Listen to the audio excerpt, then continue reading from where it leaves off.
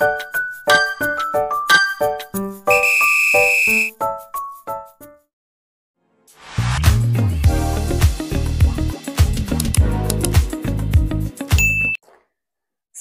warahmatullahi wabarakatuh. Kembali lagi dengan saya Sofi di channel Diana dan Ahmed. Kembali lagi kita masih berbicara tentang Mesir, budaya Mesir, orang Mesir. Saya mau ngasih tahu resiko menikah dengan orang Mesir berikut dengan solusinya.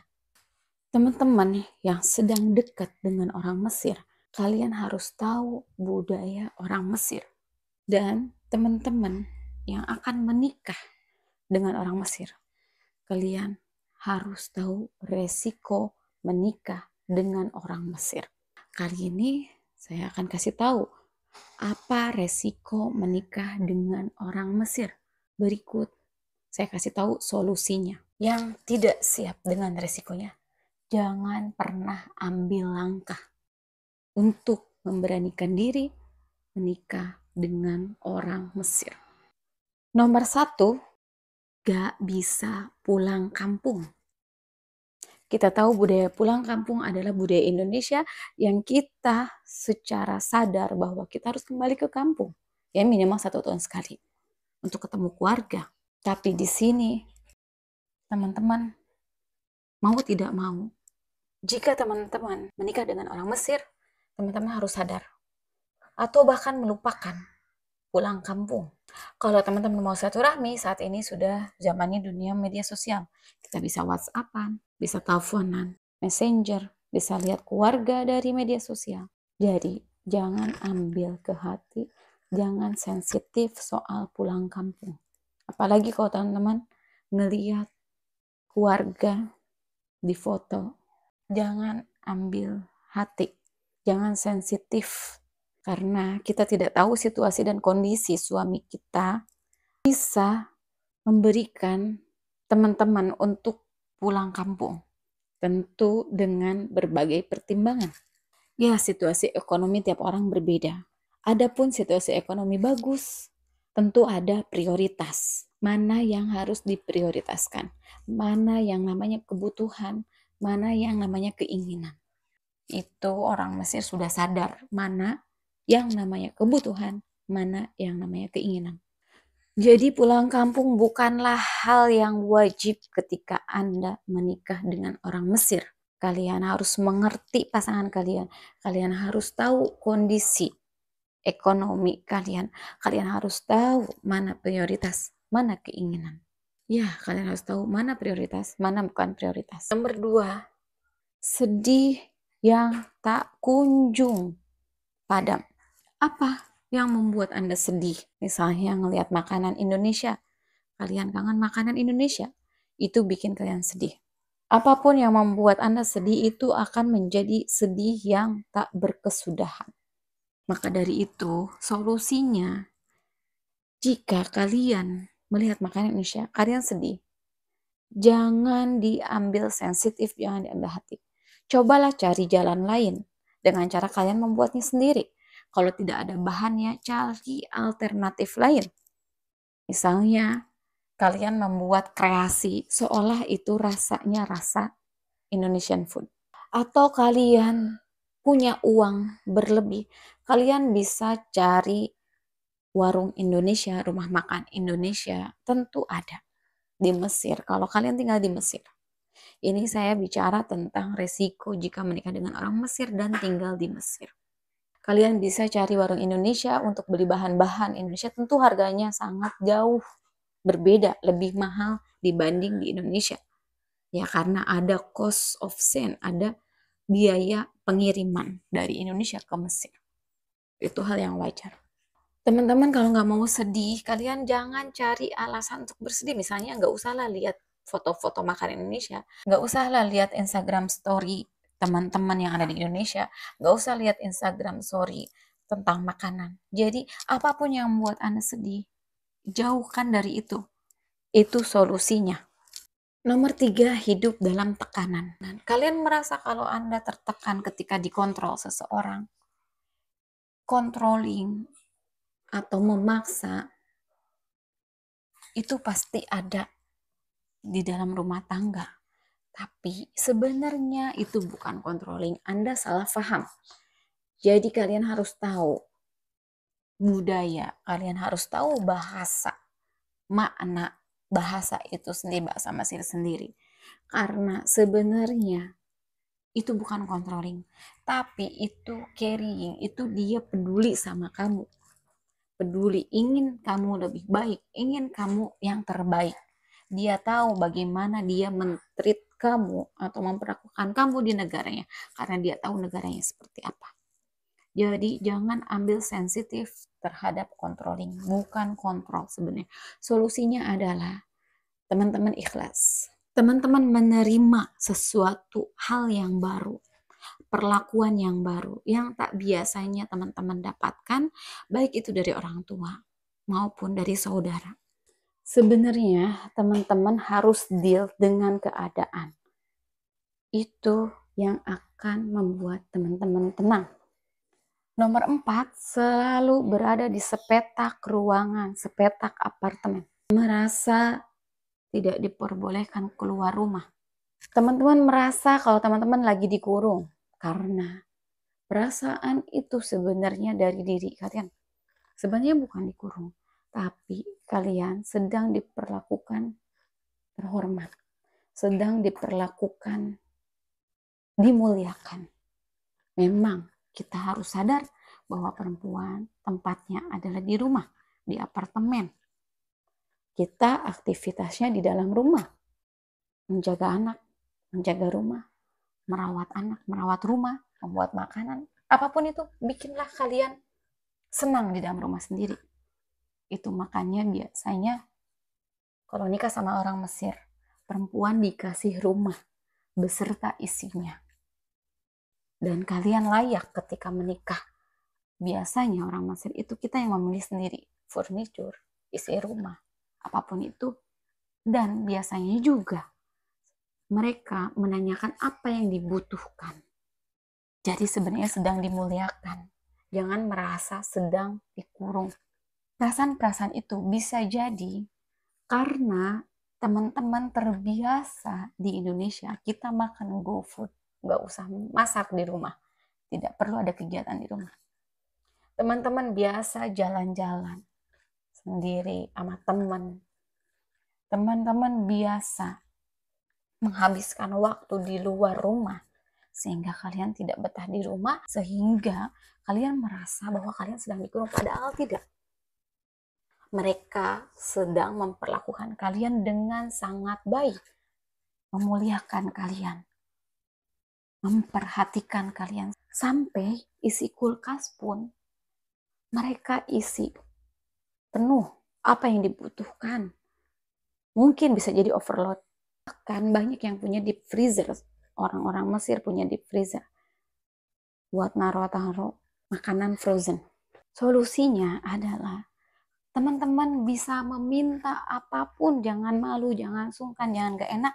Apa yang kalian mau, misalnya kalian pengen makan pizza hari ini, tolong bawakan pizza. Aku mau makan misalnya Dunkin Donat, aku mau Dunkin Donat, carikan donat. Biasanya orang Mesir itu ketika mereka pulang bekerja atau pulang dari manapun, telepon orang rumah. Mau dibawain apa? Mau dibawain apa? Itu sebagai budaya mereka dan memang terbiasa dan tak perlu sungkan, malu atau nggak enak.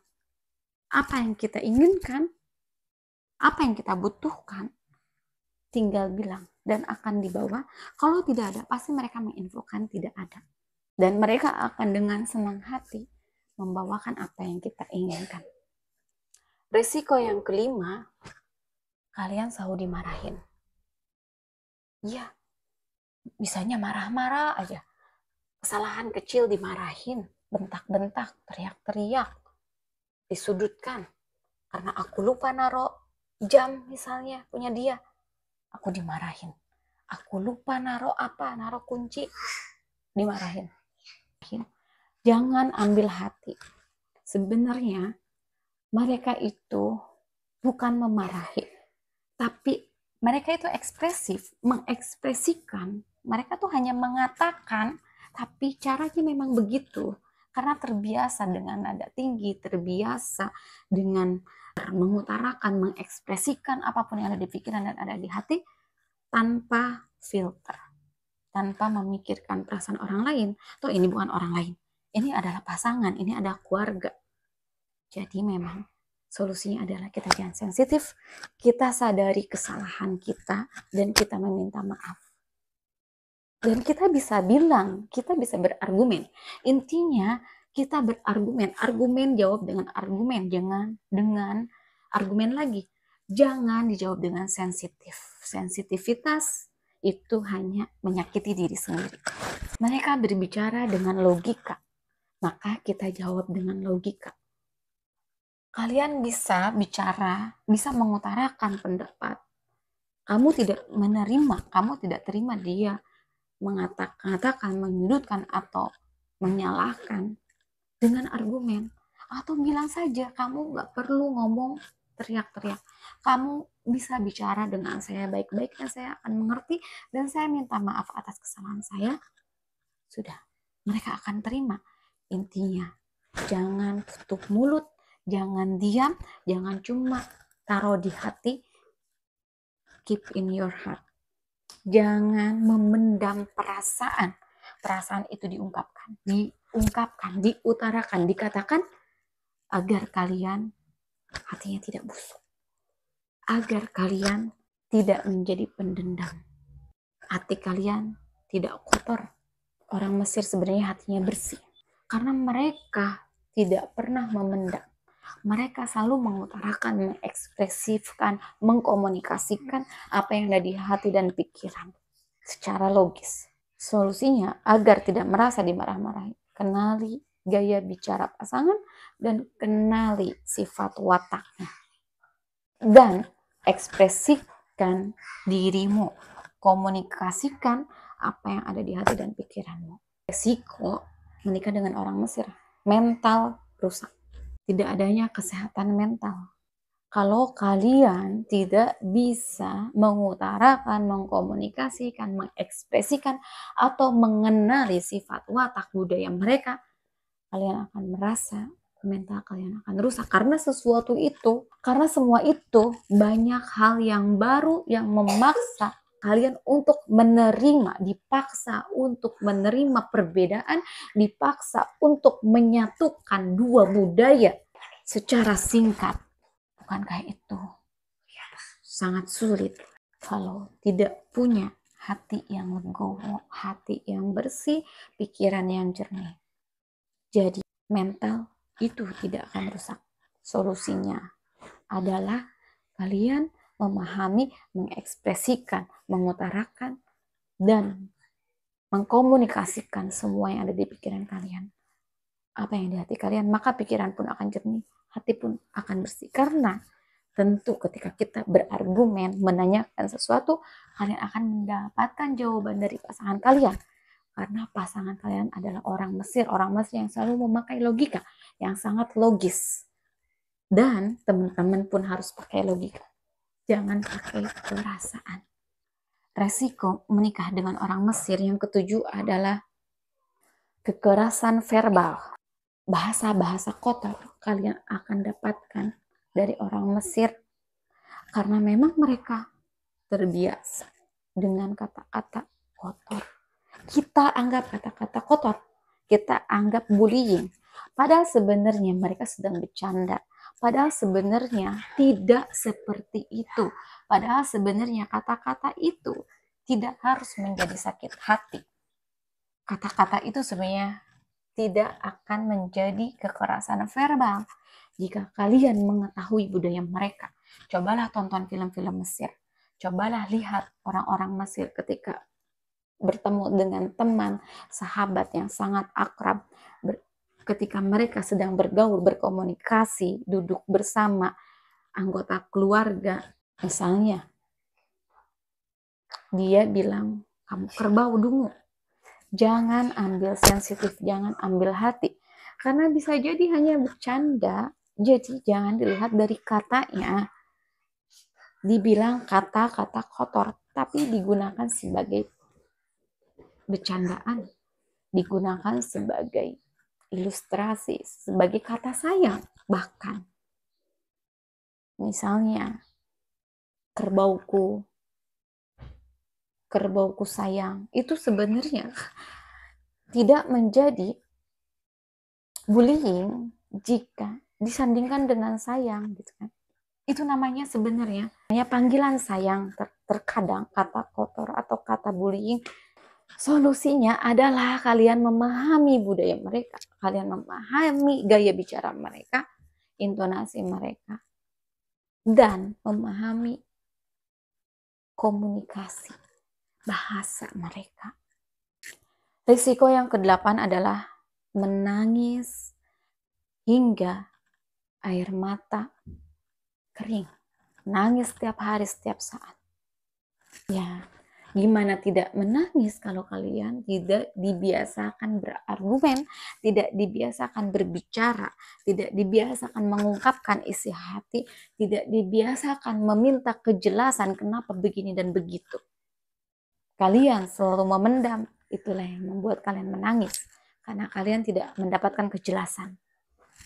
Solusinya adalah buatlah semuanya jelas, sesuai dengan apa yang dipikiran dia dan apa yang dipikiran kalian sinkron. Kalian berpikir buruk tentangnya, dia berpikiran buruk tentangmu. Itu tidak baik, itu menyakitkan, makanya jadi sedih. Maka dari itu berargumen, wajib bisa berargumen secara logis, jangan secara sensitif. Saya tahu perempuan sensitif, tapi kita mencoba untuk menyamakan persepsi, kita mencoba untuk menaikkan level kita ke dalam level orang Mesir, yaitu level kecerdasan yang tinggi. Resiko berikutnya, resiko nomor 9, resiko menikah dengan orang Mesir adalah cuaca yang sangat ekstrim. Ya, kita kalau tinggal di Mesir, kita akan mendapatkan cuaca yang sangat ekstrim yang tak pernah kita dapatkan di Indonesia. Panasnya ekstrim, dinginnya ekstrim. Panasnya udah kayak oven kalau di puncak musim panas. Dinginnya udah kayak freezer ketika di puncak musim dingin. Gimana sifat dan watak mereka secara geografi? Tentu ekstrim. Ya, orang Mesir baiknya ekstrim, jahatnya ekstrim, sayangnya ekstrim. Begitulah adanya. Solusi nomor 9 tentang cuaca ekstrim, kita harus deal dengan cuaca tersebut dan kita harus punya siasat menghadapi cuaca tersebut. Sekian kisah dari saya, Sofi, berbicara tentang budaya Mesir, menikah dengan orang Mesir, dan segala kisah real orang Mesir. Fair, baik buruknya, saya katakan. Saya tidak memihak yang baiknya saja, atau saya menjelekkan, membuat, atau hanya mengekspos, menginformasikan yang jeleknya saja. Tidak ada manusia yang sempurna di dunia ini. Ada kebaikan, ada keburukan. Itulah adil. Maka dari itu, saya mengungkapkan yang baik dan yang buruk, agar teman-teman tidak shock, tidak shocking Egypt. Jangan lupa like and subscribe. Assalamualaikum warahmatullahi wabarakatuh.